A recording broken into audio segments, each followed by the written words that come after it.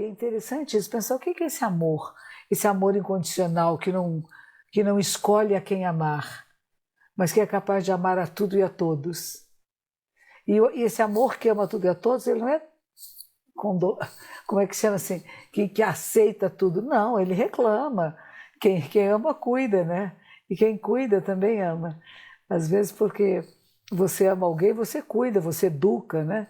Você exige dessa pessoa condições melhores e capacidade melhor. Você provoca a pessoa a ser o seu melhor. E ao mesmo tempo é o contrário. Ao cuidar de alguém, de uma planta, de um bichinho, mesmo que você não sentisse amor no começo, você passa a amar, a querer bem, né?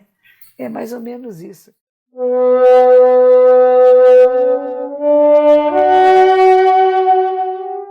O Dharma, incomparavelmente profundo e infinitamente sutil, é raramente encontrado, mesmo em centenas de milhões de anos.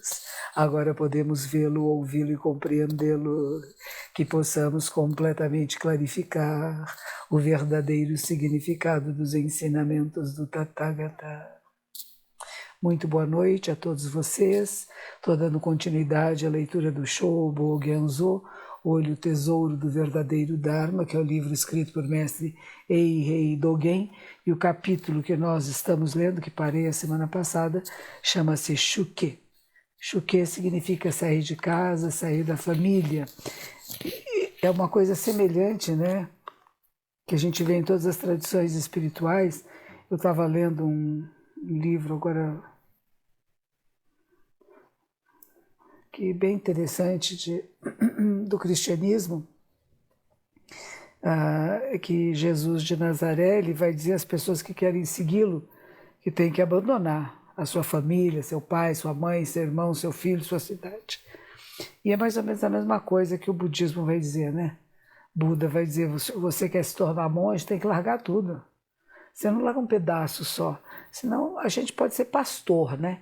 Há uma diferença entre ser um pastor de uma tradição, uma pessoa que para nós seria uma pessoa laica, né?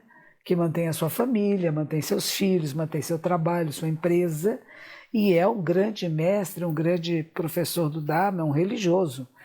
Então tem leigos que se tornam, dentro da tradição budista também, se tornam até mestres zen, mas não tem voto monástico. Porque o voto monástico significaria isso, né? Largar tudo que você estava acostumado a fazer, largar a família, tudo, para ficar uma temporada no mosteiro e depois disso dedicar a sua vida a uma comunidade, a um templo, né? Agora, isso no Japão é diferente, né? Porque a maioria dos monges, eles passam uma temporada no mosteiro, mas depois, quando vão para os templos, geralmente se casam, têm filhos, ou tem um companheiro, uma companheira, né? E tem uma vida familiar, que seria mais próximo de um pastor protestante do que um religioso católico, né? Que seria o voto completo de abandonar tudo. Então, esse capítulo que chama Shuke, Shu quer dizer sair, e que é da família. E a ideia é que o voto monástico é isso, você sai da família de onde você nasceu, da sua casa, da preocupação que você teria com seus pais, com seus filhos, com seus primos, parentes e amigos. Você sai desse lugar para ter um envolvimento com a grande família humana, com a grande família da vida da Terra, com todos os seres, sem exceção, não só com alguns. Eu vou pedir desculpas a vocês que eu ainda estou com os resquícios da Covid. Eu fiz um teste de Covid segunda-feira passada, deu positivo, no dia seguinte fiz um PCR, que também deu positivo. Passei essa semana toda meio em repouso, ainda me sinto cansada, ainda fico com um pouco de congestionamento nasal, um pouco de dor de garganta, mas é só o que eu tenho. Não tive febre, não tive problemas pulmonares ou outras dificuldades, um cansaço, um certo estado de fadiga e, ao mesmo tempo, essa dificuldade das vias respiratórias superiores, né? Não veio para as inferiores, que é bem típico dessa nova versão, né, da Covid-19. Mando beber bastante água, que eu tenho feito, e já devia ser Covid-22, né? Porque 19 já foi, 19, 20, 21, nós estamos na Covid-22 agora. Claramente saiba que os Budas ancestrais percebem a realidade Quando eles percebem, eles encontram a realidade, não estão separados da ideia de sair da vida familiar. E a vida familiar é isso, não é? Às vezes a gente tem preocupação com a nossa empresa, com o nosso templo, com a nossa comunidade, com os nossos amigos, com nossos filhos, com os nossos primos, tios, etc. Quando você vai além disso, eles não são excluídos, eles não são jogados para fora do grande círculo. É que o nosso círculo se expande. Em vez de ser um círculo pequeno, de um grupo familiar, de uma mesma etnia, ele vai se expandindo para incluir todos os seres e toda a vida da Terra. Todas as formas de vida, e a percepção de que estão todos entrelaçados, interligados. Eu não posso proteger só algumas pessoas, mas eu preciso querer o bem de todos. Eu estou escrevendo um livro sobre amor, quer dizer, um capítulozinho curto de um livro, e é interessante isso, pensar o que é esse amor incondicional que não escolhe a quem amar, mas que é capaz de amar a tudo e a todos. E esse amor que ama tudo e a todos, ele não é como é que chama assim, que aceita tudo. Não, ele reclama. Quem ama, cuida, né? E quem cuida também ama. Às vezes porque você ama alguém, você cuida, você educa, né? Você exige dessa pessoa condições melhores e capacidade melhor. Você provoca a pessoa a ser o seu melhor. E ao mesmo tempo é o contrário. Ao cuidar de alguém, de uma planta, de um bichinho, mesmo que você não sentisse amor no começo, você passa a amar, a querer bem, né? É mais ou menos isso que é essa história. Então, quando a gente sai da vida familiar, eu saio daquilo de dizer, eu só cuido desses aqui, eu só penso no bem desses. Né? Eu percebo que esses aqui só existem porque todos os outros existem, estão em interdependência. E aí eu saio do ego para entrar no eco. Eu percebo ser do ecossistema e querendo o bem de todas as formas de vida, se eu quiser o meu bem. Se eu quiser o bem da minha família, da minha filhinha, dos meus bisnetinhos, eu preciso querer o bem de todas as crianças do mundo. Querer o bem das plantas, das árvores, das jabuticabas e das cerejas. De todas as formas de vida, porque sem todas elas, a nossa forma de vida não é sustentável. Ela é sustentada por todas as outras formas. Por isso que ao cuidar do planeta Terra, eu estou cuidando da espécie humana. Ao cuidar das árvores, eu estou cuidando do ser humano. Ao cuidar das águas, das terras, do solo, do vento e do ar, eu estou cuidando da vida humana. Mas se eu pensar que a vida humana é separada, se eu pensar que parentes meus e pessoas mais próximas da minha consanguinidade, eu preciso privilegiá-las, eu estou errada. Eu não posso privilegiar ninguém sem privilégios, sem meritocracia, sem privilégios, sem armas, mas usando o que é a sabedoria, o amor, o bem-estar, e não admitindo aquilo que é errado, mas não com palavrões, com xingos, com ódio, querendo destruir, querendo afogar, matar. Nossa, tantas coisas medonhas que temos visto, né? Aquele nosso amigo lá de Sergipe, que sendo maltratado daquela forma tão injusta, colocado num carro, colocado gás lacrimogêneo nele, que ele matou o menino, que isso? Será que precisamos chegar a esses abusos? Porque nos sentimos o que? Fracos, né? Porque não temos poder sobre o outro. Mas não precisa ter poder sobre o outro, é preciso ter amor, ter acolhida. Filho, por que você está sem capacete, filho? Não é? Ah, mataram 2 pessoas ali, esse aqui pode ser alguém que vai me matar também, será? Será que vivemos nesse susto, nesse medo? Vamos impedir, né? Vamos estar espertos. Mas ao mesmo tempo não precisa matar ninguém, ferir ninguém, porque eu estou com raiva do mundo, da vida ou da minha insegurança, da minha fragilidade, né? Bom, então significa isso, que todos os Budas ancestrais, ao perceber a verdade, é que eles deixam a vida familiar e recebem os preceitos. Quer dizer, na hora que você desperta, gente, na hora que você percebe que está interrelacionado a tudo e a todos, a toda a vida da Terra, o que você pode fazer se não largar do pensamento menor, pequenininho, egóico e passar a cuidar de todos? E aí a gente recebe os preceitos. O que é receber os preceitos? É o compromisso de não fazer o mal, não fazer mal feito, não fazer o mal, fazer o bem, fazer bem feito, e fazer o bem, bem feito para todos os seres. Esse é o princípio, o resto são declinações desses 3 princípios. Não fazer o mal, fazer o bem a todos. É isso aí.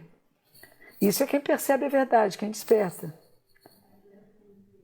A consanguinidade dos Budas ancestrais é exatamente isso, deixar a vida familiar e receber os preceitos. Aí você entra nessa linhagem, nessa consanguinidade. Você sai de uma consanguinidade pequena, familiar, né? Depois você entrar na grande linhagem, né? Isso acaba sendo de todos os monges e monjas de todas as tradições espirituais. Mas a gente está falando aqui de budismo. Alguém que não deixou a vida familiar não é um Buda ancestral. Porque o Buda ancestral é aquele, né? Eu vou entrar nessa ancestralidade, vou entrar nessa linhagem. Eu deixo a linhagem da minha família porque eu entro na linhagem dos Budas, entro na linhagem de Shakyamuni Buda.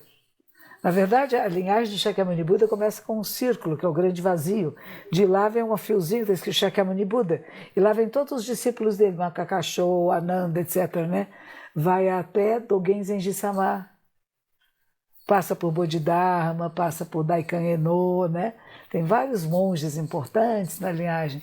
E chega a Dogen Zenji-sama, que é o fundador da nossa ordem. Depois Dogen Zenji-sama, Keizan Zenji-sama, e a nossa linhagem, que é a minha linhagem, do meu professor, Tsugen Jakurei Daiyosho. Gassan Joseki, Tsugen Jakurei Daiyosho. E vai chegar até meu mestre Zengetsu Suigan, que passa para mim, Shingetsu Koei, e passo para os meus discípulos. Então, entrar nessa linhagem. Depois de mim e dos meus discípulos, essa linhagem volta lá para o grande vazio, para o tudo nada, para a essência da existência. Isso é o Ketimiako, essa é a nossa consanguinidade, a nossa linhagem, né? E o nosso respeito. Muitos dos nomes das mulheres foram excluídos dessa consanguinidade. E nos Estados Unidos, algumas monjas se reuniram e criaram a linhagem feminina. Não puseram todos os nomes, puseram alguns. Inclusive no Japão, puseram algumas monjas japonesas, não todas, né? As que fazem a nossa linhagem ter continuidade, né?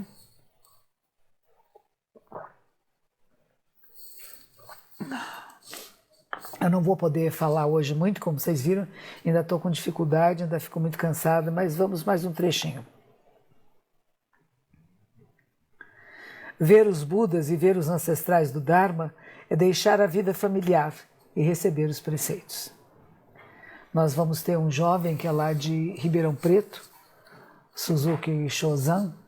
Ele é discípulo do monge Kojun, mas como o monge Kojun não esteve no Japão, ele não é permitido a ele ordenar monges, ele pediu que eu ordenasse esse seu discípulo, que eu conheço muito bem, que já esteve aqui várias vezes, já o conheço há alguns anos. Eu fiz a ordenação leiga dele, e a ordenação monástica dele, se eu estiver bem, vai ser nesse próximo sábado. E para que ele depois possa participar também do combate do Dharma do monge Josen, que vai ser aqui no dia 23 de julho, e para ele possa ser um dos personagens desse combate do Dharma que chega. Primeiro o monge faz Shuke, sair da vida familiar. Aí ele vai começar a estudar o Dharma de Buda de verdade, né? Já estudava, como eu falei, tem professores leigos, grandes mestres leigos, que nunca quiseram ser monges, não foram nunca ter vida monástica, mas que criam comunidades laicas de grande poder, de grande ensinamento, né? E que ajudam inúmeros seres a despertar. E o Suzuki, ele quer ser monge. Então, ele é um advogado, um jovem advogado, que já está morando no templo de Ribeirão Preto já durante toda essa pandemia. Ele está muito bem preparado para poder receber os preceitos. Estivemos juntos algumas vezes, eu vejo a qualidade dele, a sua qualidade de prática. Então, para mim é uma honra também ser amadrinhar esse monge, né? Recebê-lo dentro da nossa linhagem, que é a mesma linhagem do professor dele, que é o monge Kojun.